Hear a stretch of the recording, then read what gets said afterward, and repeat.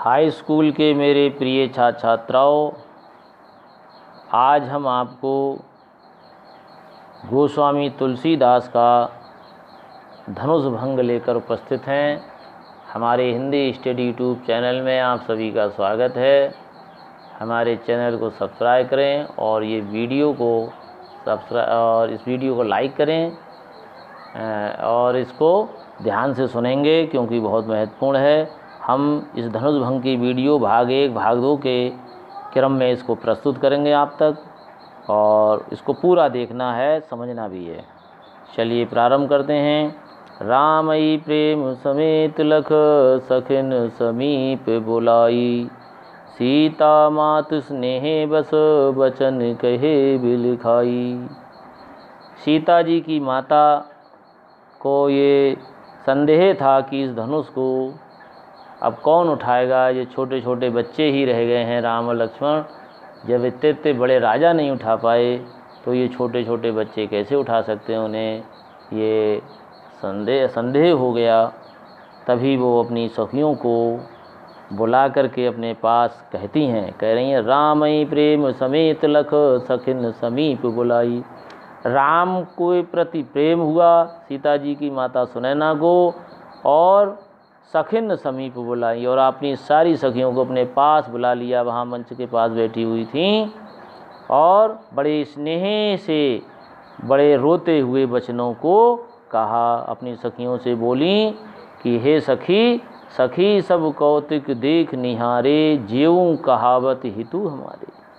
हे सखियों, देखो इस धनुष को तोड़ने का जो स्वयंवर है, ये सब जहाँ हमारे राजा महाराजा बैठे हुए हैं, इतने ऋषिगण बैठे हुए हैं, मुनिगण बैठे हुए हैं, ये सब ये तमाशा देखने वाले हैं। कौतुक माने तमाशा।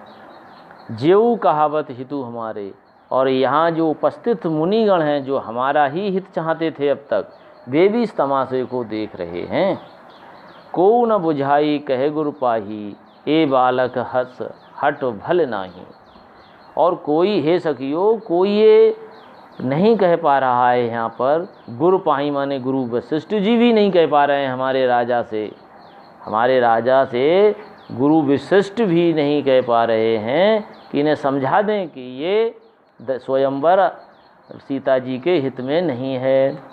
और ये बालक अस हट भल नाई, और हमारे राजा ने तो हट कर लिया है कि इन बालकों से भी धनुष उठवाएंगे, ये अच्छा नहीं है। हट भल नहीं, ये हट इनका राजा का अच्छा नहीं है, कोई जाकर समझा दो। रावण बाण छुआ नहीं चापा, बोली हे सखियों, चापा माने धनुष, कि रावण बड़ा शक्तिशाली था, तो रावण जैसा भी शक्तिशाली इस धनुष को हिला भी नहीं पाया। हरे हारे सकल भूप करी दापा, दापा माने घमंड, और जितने जितने घमंडी राजा है सारे हार गए और धनुष को नहीं उठा पाए। सो धन राज कुमर कर देहि, कर माने हाथ में, देहि माने दे रहे हैं। उसी भारी धनुष को हमारे राजा, इस धनुष को इन दोनों राजकुमारों के हाथ में दे रहे हैं कि आप उठाइए। बाल मराल की मंदर लेहि, कहीं मराल कहते हैं हंस, बाल माने बच्चा, कहीं हंस का बच्चा मंदराचल पर्वत को उठा सकता है। यदि हंस का बच्चा मंदराचल पर्वत को नहीं उठा सकता तो हंस के समान ये सुंदर राम लक्ष्मण इस धनुष को कैसे उठा सकते हैं। यही तो इनका हट अच्छा नहीं है। भूप सयानप सकल सिरानी, हमें तो ऐसा लगता है कि हे सहेलियों, ये राजा, हमारे जो राजा हैं, इनकी सारी बुद्धि बचकानी हो गई है, या तो सब समाप्त हो गई है। सिरानी माने समाप्त हो गई है, सयानप माने बचपना। सखी विधिगत कुछ जात न जानी, जब तक एक सखी बोली हे सखी, ब्रह्मा की गति को कोई नहीं समझ जाता। ब्रह्मा की गति अपरंपार होती है, भगवान की गति।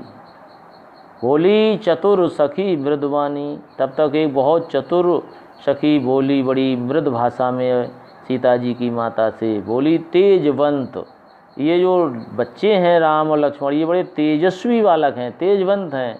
लघु गिनय न रानी, इन्हें छोटा मत गिनिए रानी। कहें कुंभज कह सिंधु अपारा, कहें तो घड़े में जन्म लेने वाले अगस्ती ऋषि, कुंभज कहते हैं अगस्ती ऋषि को। और कई सिंधु अपारा, कई इतना बड़ा अपार समुद्र था और घड़े में उत्पन्न वाले जन्म लेने वाले अगस्ती ऋषि, माने अगस्ती ऋषि और विशाल समुद्र। तो ये अगस्ती ऋषि बहुत छोटे थे, सिंधु बहुत बड़ा था, मगर सो सेऊ सुजस सकल संसारा। ऐसा मानते हैं कि भगवान जो अगस्ती ऋषि थे वे पूरे संसार, पूरे सागर को ही सोख गए, सारे सागर का पानी पी गए और संसार में अमर हो गए। इसी लिखा है सो सेऊ सुजस सकल संसारा। तो ऐसा नहीं है ये छोटे हैं धनुष को ना उठा पाएँ, हमें तो आशा है कि जरूर उठाएंगे। रवि मंडल देखत लहु लागा, और उदाहरण दिया उन्होंने सीता जी की माता को कि देखिए कि रवि तो बहुत छोटा होता है देखने में, बहुत छोटा रवि मंडल, देखत लघु लागा, देखने में तो बहुत छोटा दिखाई देता है, और जब वो उदय होता है तो छोटा ही होता है। उदय तासत भवन तम भागा, तम माने अंधकार, भागा माने भाग जाता है। और जब वो उदय होता है संसार में तो सारे संसार का अंधकार माने तीनों लोगों का, तिरुभुवन, तीनों भवनों का अंधकार समाप्त हो जाता है। तो कोई चोट छूटी होती है उसका प्रभाव बहुत अधिक होता है, इसलिए इन्हें राम और लक्ष्मण को छोटा मत गिनिए। हमें आशा है कि ये धनुष जरूर उठाएंगे। प्रिय छात्रों, इसके नीचे काव्य सौंदर्य भी लिखना होता है, तो इसमें भाषा लिख देंगे ब्रज भाषा, छंद लिख देंगे चौपाई और दोहा, और अलंकार अनुप्रास और रूपक लिखेंगे। और ये लिखने के बाद समाप्त हो जाएगा इसका, क्योंकि अलग से 2 नंबर का आता है काव्य सौंदर्य। और प्रिय छात्रों, हमारी ये वीडियो आपको पसंद आई हो तो हमारे हिंदी स्टडी यूट्यूब चैनल को सब्सक्राइब करें और इस वीडियो को लाइक करें। आगे वीडियो और भी हम अभी डालने वाले हैं अगली वीडियो में, उनको भी पढ़ते रहना। धन्यवाद।